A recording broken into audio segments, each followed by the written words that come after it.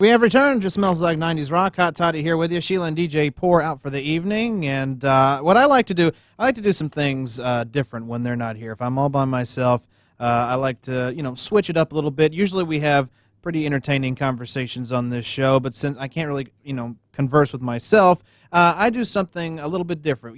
We talk a lot about the 90s on this show. Obviously, we play 90s music at the Yin Yang for 2 hours straight every week. But we never really talk about the major stories that made the headlines in the 90s very often. Every once in a while we might bring it up if it falls into a conversation, but we never just kind of look over them. Look at the headlines that made, look at the stories that made headlines over those years. And I think it's very nostalgic. It's just as nostalgic as the music. So for the last year, I've been bringing you a little something called Headlines from the 90s, in which we take a look at some of the major headlines that took place in the 90s, and we were going through each year. Like I said, we've done this for the last year. We've only made it through the first 2 years of the 90s, 90 and 91. So I thought, since everybody's out tonight, we'll continue Headlines from the 90s and bring you the major headlines that came out in 1992. Here now is part one.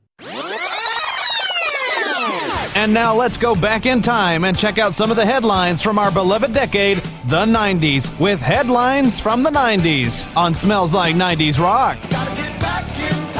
The L.A. riots. Rodney King was beaten badly by police officers in L.A. when resisting arrest in 1991. Unknown to the police, there was somebody filming in the bushes. The police officers were handed a verdict of not guilty by the First Review Board. This caused racial riots to break out in South Central L.A. and led to several days of rioting. Peace in El Salvador, though. In February, El Salvador signed peace agreements between the leftist rebels and the rightist government. Open elections followed 2 years later.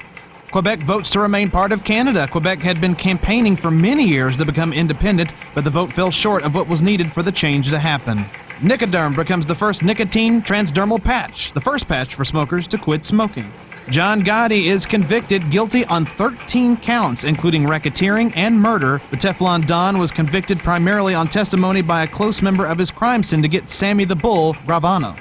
Johnny Carson, the king of late night, leaves The Tonight Show. Bette Midler was his last guest, and Jay Leno became his permanent replacement. David Letterman, frustrated by the fact that he was not chosen to replace Carson, left for CBS and beat Leno in the ratings for the first year. Amy Fisher pleads guilty to shooting her lover's wife, Mary Jo Buttafuoco. The Long Island Lolita was a 16-year-old at the time, which led to Joey Buttafuoco being convicted on statutory rape charges. And that's going to do it for part one of Headlines from the 90s of 1992. Stay tuned for part two. And now, back to the music on Smells Like 90s Rock.